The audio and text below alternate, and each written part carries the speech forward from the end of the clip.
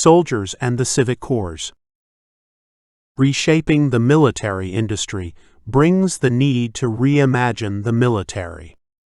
The removal of perpetual war as a profit source creates a gap in what our soldiers direct their focus and energy toward, and with it, an opportunity to rethink the role of our national service members. There are many reasons why an individual might choose to enter a journey of national service by joining the military, and we must separate the will and intent of the soldier from the larger superstructure to which they are bound. Many presently enter the military as a means of escape from the circumstances of their birth lottery. For them, it is an opportunity to learn and grow as an individual while securing financial support for education and health throughout their lives. Others may see it as a call for higher service, a willingness to set aside personal priorities for the collective good. In reimagining the function of civic service to one's group, federation, nation, or planet, we seek to expand the best elements of military service while decoupling them from their historic connections to violence and death. Soldiers serve many roles within the immediate present that would continue and even be expanded upon in our journey toward reshaping the military.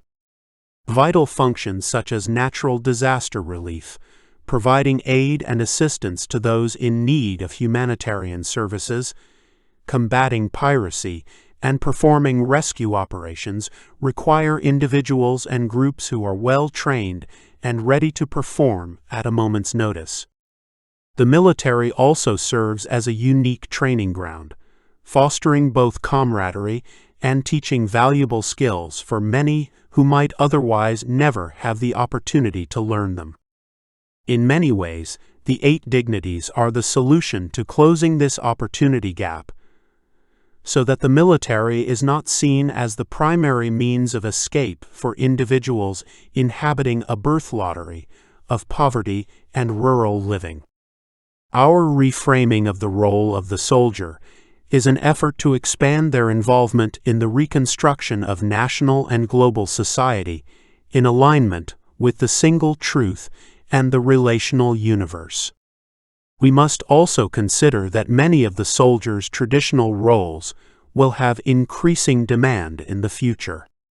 The crisis of extinction is leading us towards significantly more annual natural disasters, creating individuals needing rescue, relief, and perpetual aid. In the United States, there is also a broad need for infrastructure projects and coordination, which the soldier can be trained to work, facilitate, and manage.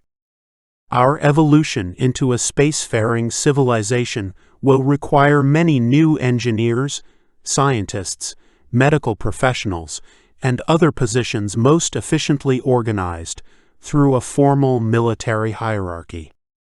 The many branches of the military can still play a vital role within a systemically actualized society, provided they exist to reinforce and strengthen a widespread culture of cooperation and collaboration.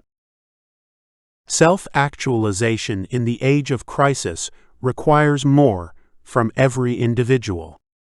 To that end, we want to encourage a greater degree of selflessness and service within our communities. We accomplish this by expanding upon the idea of public civil service programs beyond combat readiness. Civic Corps provide the people of a nation or federation a perpetual path to training and education for civil service professions. They are place-based programs acting as a hedge against unemployment by offering a variety of technical knowledge and skills programs necessary for the maintenance and upkeep of society.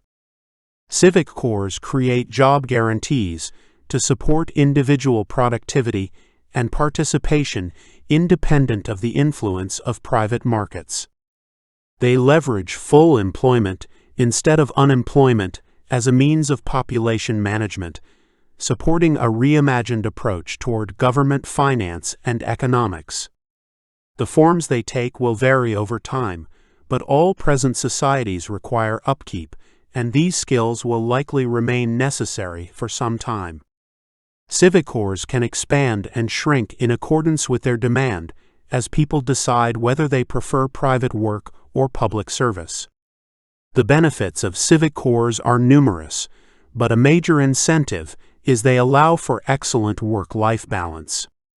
For example, civic corps might provide permanent forms of temporary employment that allow the individual to maximize their degree of personal pursuits. We might create a civic corps DAO to facilitate the systems necessary for managing this revised approach to civil service, which would support reputation and experience milestones through digital tokens. This would also ensure the transferability of skills across geographic locations, increasing individual mobility. In combination with the 8 dignities, civic corps provide paths toward individual contribution in alignment with our shared values while encouraging deep freedom. Civic corps change the nature of our present form of military. We assume that given the choice between combat and civil service, most individuals will choose a public service program with significantly lower risks of death and dismemberment. To this end, we incorporate the military into the civic corps. Individuals choosing the military path would receive a separate track of training and resources in accordance with their chosen branch. Given our rejection of perpetual warfare as a viable economic model, the soldier benefits from both the traditional experience and excess time, providing them more opportunities to pursue the development of their self and skills. The individual is free to access military training and readiness without requiring the commitment to fight in profit-centric wars. From a national defense standpoint, this provides more ready and able combatants in the unlikely scenario of a defensive war. It also fosters high degrees of camaraderie and a sense of commitment beyond the family. Unlike public works DAOs, the military benefits from more rigid chains of command.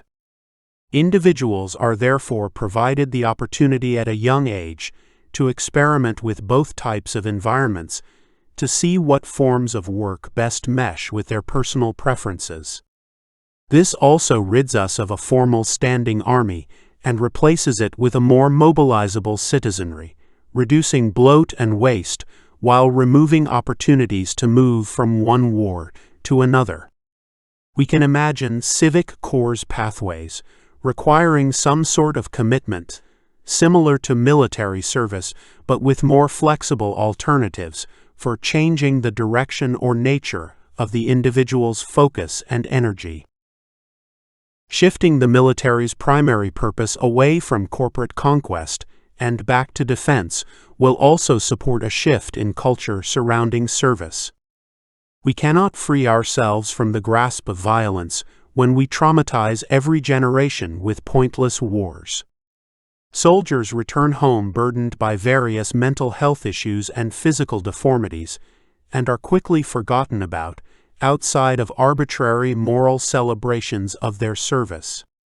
As it presently stands, the majority who serve in military conquest will be worse off for it, forever haunted by the horrors of the death and destruction they witnessed and created. In many ways, our reshaping of military order and purpose is an act of deep love for those who would volunteer their service, providing alternative methods of escape beyond being fodder for the wars of wealthy men who could care less about their person or divinity. No amount of fiscal reward is worth the trauma many soldiers endure. The soldier is noble in their dedication of focus and energy toward the collective good, but forced into indignity when leveraged as a pawn for imperialism. Self-actualization in the age of crisis is a process of recognizing and expanding the dignity of all. To this end, we demand more for those willing to serve their country. Of all the ideas proposed so far, the most powerful way to transform the role of the soldier within modern militaries is through the advancement of the single truth as spiritual philosophy. Through their personal journeys toward alignment, the individual will resist the embrace of visions of the military incompatible with the relational universe. Changing the nature of what it is to be a soldier is more likely to materialize through the progression of individual and systemic actualization rather than a direct focus within our immediate present. Our present military is beholden to the weapons industry complex through its capture of political leadership and cannot be changed until these strings are cut.